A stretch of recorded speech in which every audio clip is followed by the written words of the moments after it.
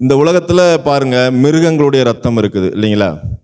பலி போயிட்டு நீங்கள் பார்த்தீங்கன்னா, பழைய ஏற்பாட்டில் நீங்கள் கவனித்து பார்த்தீங்கன்னா, வேதத்தை வாசித்து பார்த்தீங்கன்னா, பழைய ஏற்பாடு காலத்தில் பாவங்களுக்காக அவங்க என்ன செஞ்சாங்க? தேவாலயத்தில் பலி செலுத்தினாங்க இல்லைங்களா? பலி செலுத்தினாங்களா இல்லையா? எதை பலி செலுத்தினாங்க? மிருகங்களை தான் பலி செலுத்தினாங்க. ஆடு, அப்புறம் மாடு, புறா, செம்மறியாடு, புறா குஞ்சு, இளம் காளை, ஆட்டுக்கடா, இதெல்லாம் மிருகங்களை தான் என்ன செஞ்சாங்க? பாவத்துக்காக பலி செலுத்தினாங்க. ஆனால் அது விலையேற பெற்ற ரத்தமா? அதுக்கு எல்லா உயிரினங்களுக்கும் என்ன இருக்கு? ரத்தம் இருக்கு. அப்ப உயிர் எதுல இருக்குது? உயிர் ரத்தத்தில். உயிர் எதுல இருக்கு? உயிர் ரத்தத்தில் தான் இருக்கு. நல்லா கவனிங்க. ஒரு மனுஷன் ஆக்சிடென்ட் பட்ட பிறகு பாருங்க, எங்கேயுமே அடிபட்டிருக்காது. சில நேரங்களில் ஒரு 60% பிளட் வெளியேறிடுச்சுன்னா அவர் என்ன செஞ்சிருவாரு?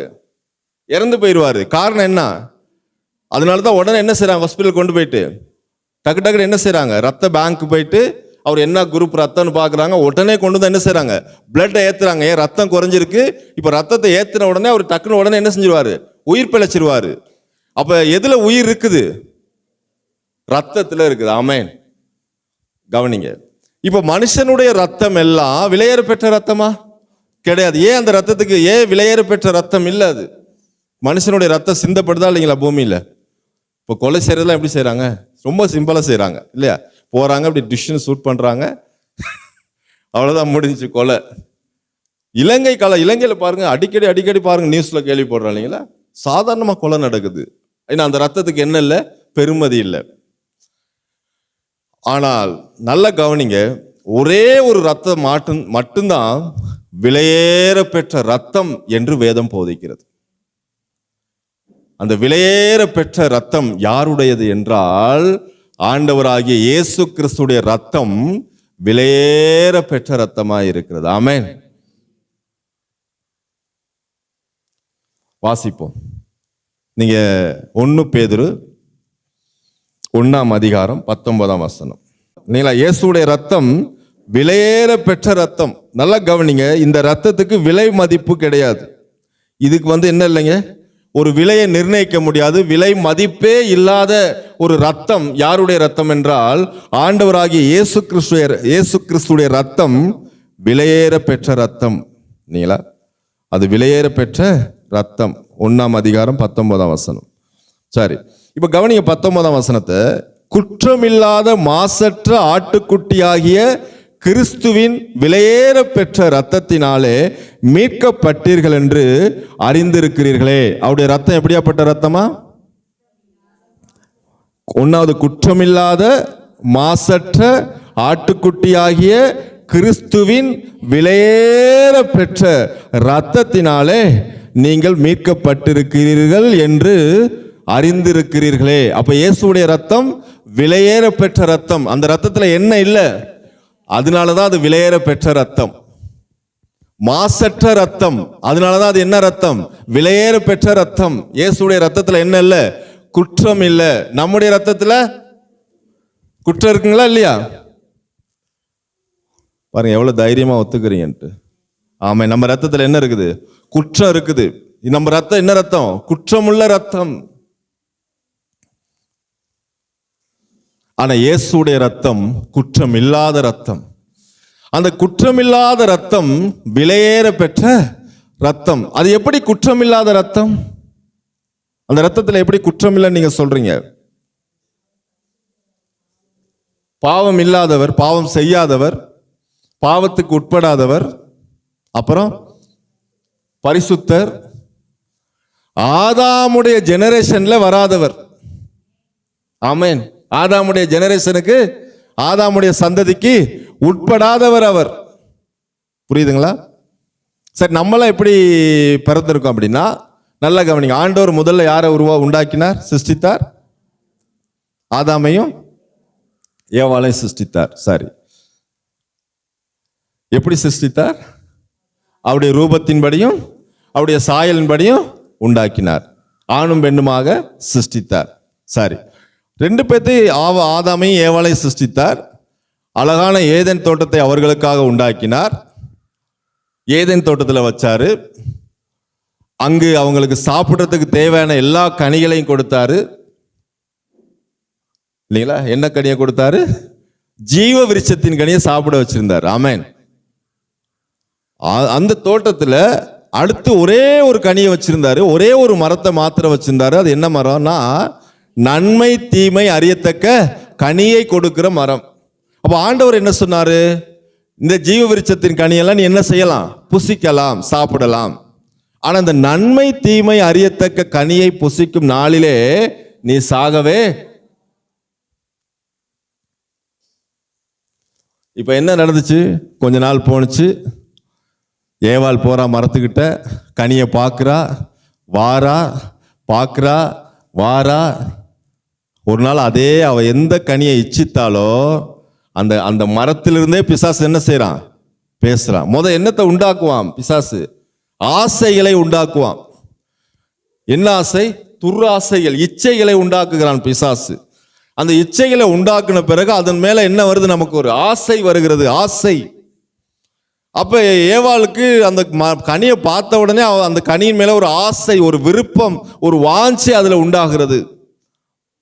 அவ கணக்க பிசாசு என்ன பண்றான்னா, தந்திரமா சொல்றான், நீ இந்த கனியை புசிக்கும் நாளிலே சாக மாட்டாய். உடனே இவன் என்ன பண்ணிட்டான்னா, ஆசையில போனா கனியை பறித்தாள், புசித்தாள், அப்புறம் தன் கணவனுக்கும் கொடுத்தாள். உலகத்திலே முதலாவது பாவம் பிரவேசித்தது. முதல் பாவம் என்ன செய்தது? பிரவேசித்தது. நல்லா கவனிங்க.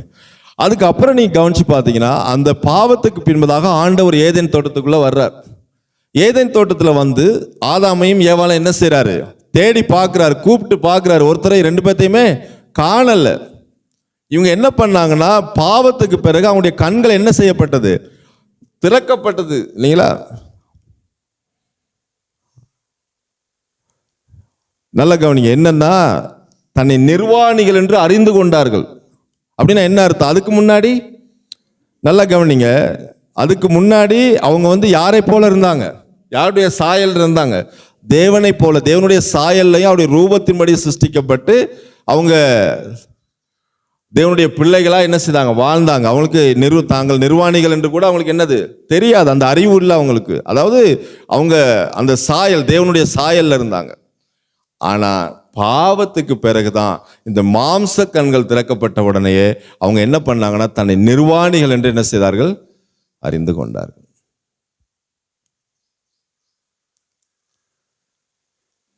என்ன நடந்துச்சுங்க? ஆண்டவர் ஏதேன் தோட்டத்தில் என்ன செஞ்சிட்டாரு? வெளியே அனுப்பிட்டார். அதுக்கு பிறகு வெளியே அனுப்புனார்னா சும்மா ஆண்டவர் அனுப்பல. என்ன பண்ணாரு? அவங்க என்னத்தை தச்சு இடையில கட்டியிருக்கிறாங்க? அத்தி இலைகளை தைத்து கட்டியிருக்கிறாங்க. அப்ப என்ன நடக்கும்? நல்ல வெயில் ஓவர் ஆயிட்டா அத்தியில் என்ன செஞ்சிடும்? காஞ்சி போயிடும். ஆனா ஆண்டவர் கிருபை உள்ளவர், தயவு உள்ளவர், மன்னிக்கிறவர். அதனால இரக்கத்தில் அவர் எப்படியாப்பட்டவர்? ஐஸ்வர்யம் உள்ளவர். சரிங்களா? அதனால என்ன செய்றார்னா, அவர்களை மன்னிக்கிறார். என்ன செய்றாருங்க? மனுஷன் பார்க்கிற பிரகாரமா ஆண்டவர் என்ன செய்ய மாட்டாரு. நம்ம என்ன செய்யணும்? முதல்ல மற்றவர்களை என்ன செய்யணுங்க? மன்னிக்கணும். முதலாவது நமக்கு தப்பு பண்ணவங்களை, இல்லைன்னா உங்களுக்கு விரோதமாக ஒரு காரியம் செய்தவங்களை, அல்லது பாவம் செய்தவங்களை, அல்லது ஏதாவது ஒரு காரியம் செய்தால் அவர்கள் நம்ம என்ன செய்யணும்? முதலாவது மன்னிக்கணும். அந்த மன்னிக்கிற இருதயம் இருக்கு பாருங்க, அவங்க தான் ஆசீர்வதிக்கப்பட்டவர்கள். ஆமென்.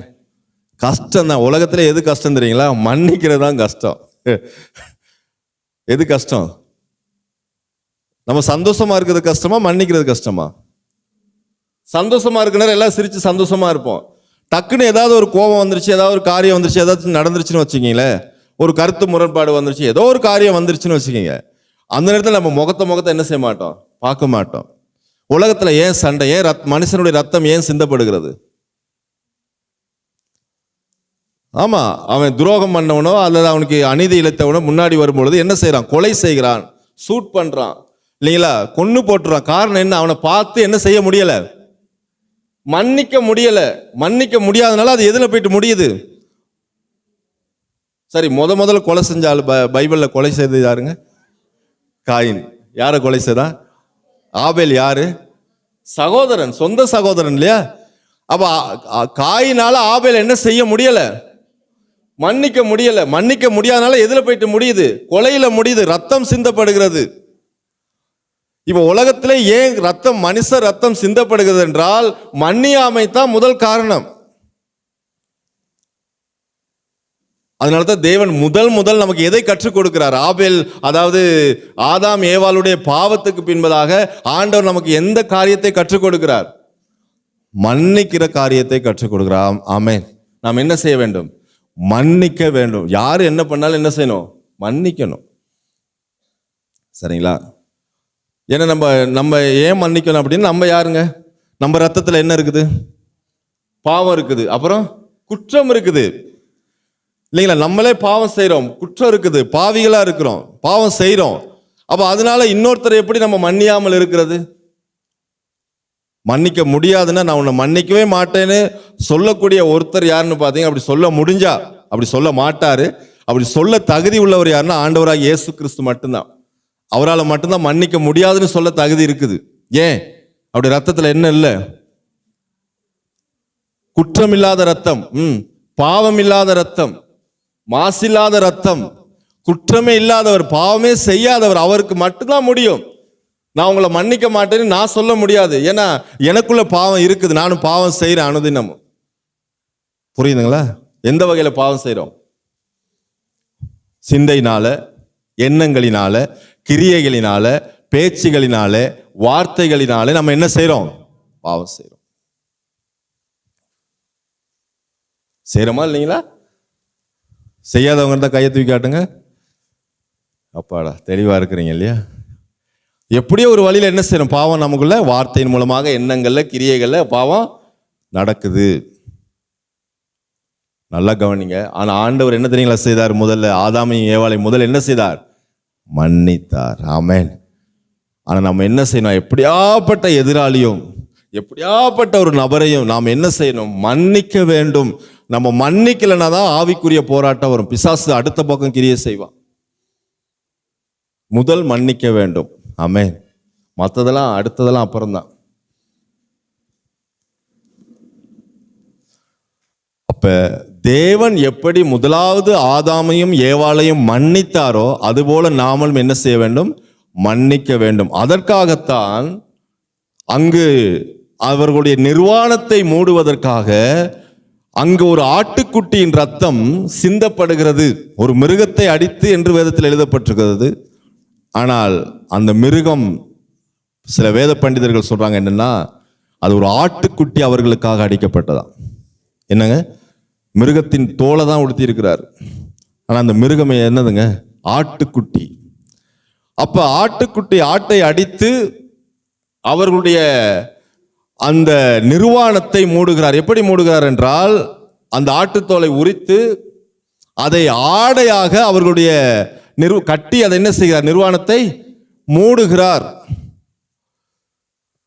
அது அவங்களுக்கு பழைய ஏற்பாட்டில் ஆதாமுக்கு ஏவாளுக்கும் அந்த பாவம் எப்படி இருந்தது? நிர்வாணமாக இருந்தது இல்லைங்களா? அந்த பாவத்தை எப்படி மூடினாரு? நிர்வாணம். அது எப்படி பாவம் வெளிப்பட்டுச்சு? நிர்வாணமாக வெளிப்பட்டது இல்லைங்களா? அந்த நிர்வாணத்தை ஆண்டவர் எதனால இப்ப நிர்வாணம் ஆனார்கள்? எதனால நிர்வாணம் ஆனாங்க? கீழ்ப்படியாதனால. அப்புறம் ஏன் நிர்வாணம் வந்தது? புசிக்க வேண்டாம் என்று சொன்ன கனியை புசித்ததுனால நிர்வாணம் வந்தது. வேற பாவத்து நிமித்தம். அதுதான் பாவம். சரி, கரெக்ட். புசிக்க வேணான்னு சொன்ன கனியை புசித்ததுனாலதான் பாவம் வந்தது. அந்த பாவத்தினால்தான் அவங்க நிர்வாணிகள் ஆனார்கள். ஆமென். அப்ப மெயினா என்னதான் காரணம்? பாவம். அப்ப ஆண்டவர் பாவத்தை மன்னித்து நிர்வாணத்தை மூடுகிறார். பாவத்தை மன்னித்து என்ன செய்கிறார்? நிர்வாணத்தை மூடுகிறார். அதற்காக ஒரு ஆட்டுக்குட்டியின் ரத்தம் சிந்தப்படுகிறது. ரத்தம் இல்லாமல், ரத்தம் சிந்துதல் இல்லாமல் பாவ மன்னிப்பு இல்லை. ரத்தம் சிந்துதல் இல்லாமல் பாவ மன்னிப்பு இல்லை. அப்ப ரத்தம் சிந்தப்பட வேண்டும் பாவம் மன்னிக்கப்படுவதற்கு. அந்த ஆட்டுக்குட்டி எதற்கு அடையாளமாக இருக்கிறது என்றால், ஆண்டவராகிய இயேசு கிறிஸ்துவுக்கு அது அடையாளமாக இருக்கிறது. ஆமென். அங்கு நம்முடைய பாவம் என்கிற நிர்வாணத்தை மூடுவதற்கு ஆண்டவராகிய இயேசு கிறிஸ்து நமக்காக ரத்தம் சிந்தினார். அந்த ரத்தத்தினாலே நம்முடைய பாவம் என்ன செய்யப்பட்டிருக்கிறது? மூடப்பட்டிருக்கிறது. பாவம், இன்னும் சொல்லப்போனால் பாவம் மன்னிக்கப்பட்டிருக்கிறது. ஆட்டுக்குட்டியின் ரத்தம், தேவ ஆட்டுக்குட்டியானவர் இயேசு கிறிஸ்து நம்முடைய பாவத்தை என்ன செய்திருக்கிறார்? சிலுவையிலே மன்னித்திருக்கிறார். மன்னித்திருக்கிறாரா இல்லைங்களா? உங்க பாவத்தையில நம்ம பாவத்தை மன்னிச்சிருக்காரா இல்லைங்களா? அதனாலதான் இன்னைக்கு ஆண்டவர் பாவத்தில் உட்காந்து நம்ம என்ன செய்யறோம்? அவரை மகிமைப்படுத்துறோம் இல்லைங்களா? நம்ம பாவம் என்ன செய்யப்பட்டிருக்கிறது? மன்னிக்கப்பட்டிருக்கிறது. இப்ப நல்லா கவனிங்க. இப்ப அதுக்கு பிறகு ஆண்டவர் ஏதேன் தோட்டத்தை விட்டு வெளியே அனுப்பிட்டாரு. வெளியே அனுப்பும் பொழுது நிர்வாணத்தை மூடித்தான் அனுப்பினார் இல்லைங்களா? அப்படி அனுப்பியிருந்தா என்ன ஆயிருக்கும்? அவங்க இஷ்டப்படி அந்த கொலையவே கட்டிக்கிட்டு இருந்தாங்கன்னா, அத்தி இலைகளையே கட்டிக்கிட்டு இருந்தாங்கன்னா எத்தனை நாளைக்கு கட்டிக்கிட்டு இருந்திருப்பாங்க? அது யாருடைய? அவங்களுடைய சுயம். எத்தனை நாளைக்கு? ஒரு 3 நாள், 4 நாள், 5 நாள், அதுக்கப்புறம் மறுபடி நிர்வாணம் தெரிய ஆரம்பிச்சிடும். ஆனா ஆண்டவர் கம்ப்ளீட்டா நிர்வாணத்தை மூடுவதற்காக அவர் ஒரு மிருகத்தை அடித்து, ஒரு ஆட்டை அடித்து, அந்த தோலை உரித்து, அந்த தோல் உடைகளை உடுத்துவித்து அவர் ஏதேன்ல இருந்து வெளியே அனுப்பினார். ஆமென். அவ முதலாவது அதற்கு அடையாளம் என்னன்னா, ஆதாமையும் ஏவாளையும் அவர் மன்னிக்கிறார். அவ பாவம் செய்ய தூண்டுகிறது யாரு? பிசாசு தான். பாவம் செய்யறது யாரு? பிசாசு தான். சரி, மனுஷனுக்குள்ள இருந்து பாவத்தை செய்ய தூண்டுகிறது யாரு? அதனாலதான் நம்ம மனுஷன் என்ன செய்யக்கூடாது? குற்றப்படுத்த கூடாது. ஆனால் அந்த மனுஷனுக்காக ஜெபிக்கணும். அந்த மனுஷனுக்கு மனம் திரும்புதலுக்காக ஜெபிக்கணும், புத்தி சொல்லணும், கடிந்து கொள்ளணும், வேத வசனத்தை சொல்லணும். ஆனா அவங்கக்குள்ள இருக்கிற அந்த ஆவி என்ன செய்யுது? அப்படி செய்ய தூண்டுகிறது. ஆவி அசுத்த, அதுக்கு பேர் என்ன சொல்றோம்? நம்ம அசுத்த ஆவின்னு சொல்றோம். என்ன ஆவி அது? நீங்க அசுத்த ஆவிக்கு இடம் கொடுத்தா அந்த அசுத்த ஆவி என்ன செய்யும்? நீங்க இடம் கொடுக்காட்டி உங்களால உங்களுக்குள்ள வரவே வராதுங்க, வர முடியாது. எப்படி வர முடியும்? உங்களை ஆளுகிறவர் யார்? உங்களுக்குள்ள இருக்கிறவர் யாரு? பரிசுத்தர், பெரியவர். அப்ப நீங்க அசுத்தாவிக்கு இடம் கொடுக்கும் பொழுது அந்த அசுத்தாவி உங்களுக்குள்ள உங்கள் மூலமாக கிரியை செய்கிறது. அப்ப நமக்கு போராட்டம். அதுக்கு தான் பேர் என்ன போராட்டம்? நமக்கு ஆவிக்குரிய போராட்டம். ஆமென். அந்த ஆவியோட போராடணும். நீங்க பிசாசுக்கு இடம் கொடுக்கவே பாருங்க. இப்படி நீங்க சரியா புரிஞ்சுக்கிட்டீங்கன்னா சரி, பிசாசுடைய கிரியைகள். ஆமென். அப்ப மனுஷனுக்குள்ள இருந்து கிரியை செய்கிறதெல்லாம் எந்த ஆவிங்க? கெட்ட காரியங்களை செய்யறது எந்த ஆவி? நான் அந்த தம்பியை சொன்னேன் உதாரணத்துக்கு, அந்த தம்பியை களவெடுக்க தூண்டினது என்ன ஆவி? பிசாசுடைய ஆவி, அசுத்தாவி. அதே நேரத்தில் அது கிஃப்ட் வாங்கி கொடுக்கிறதுக்கு அவனுக்கு ஆலோசனை சொன்னது எந்த ஆவிங்க? பரிசுத்த ஆவியானவர். ஒரு காலத்தில் அவன் ஊழியக்காரனா வரலாம், கொடுக்கிறவனை ஆண்டவர் மாத்திருவாருங்க. நல்லா கவனிங்க. ஓனேசிம்னு ஒருத்தர் இருந்தார், தெரியுமா உங்களுக்கு? பிலமோன் புத்தகத்தை படிங்க. பயங்கர திருட பிடிச்சி எங்க போட்டாங்க? ஜெயில போட்டாங்க அவனை. ஆனா பவுல் எங்க இருக்காரு? அதே ஜெயில தான் இருக்கிறாரு. சுவிசேஷத்தை சொல்றாரு. இயேசு கிறிஸ்துடைய சுவிசேஷத்தை சொன்ன பிறகு அவன் என்ன செஞ்சிட்டான்? மனம் திரும்பிட்டான். மனம் திரும்பி அவர் கடிதம் எழுதுறாரு. என்னன்னா, இவன் என்ன செஞ்சிட்டான்? இயேசுடைய சுவிசேஷத்தை நிமித்தம் மனம் திரும்பிட்டா. தயவாய் நீ என்ன செய்ய? அந்த எஜமானு கடிதம் எழுதுறாரு. ஏற்றுக்கொள்ளு, தயவாய் நீ ஏற்றுக்கொள்ளு, என்னுடைய இருதயத்தை போல அவ இருக்கிறான்றார்.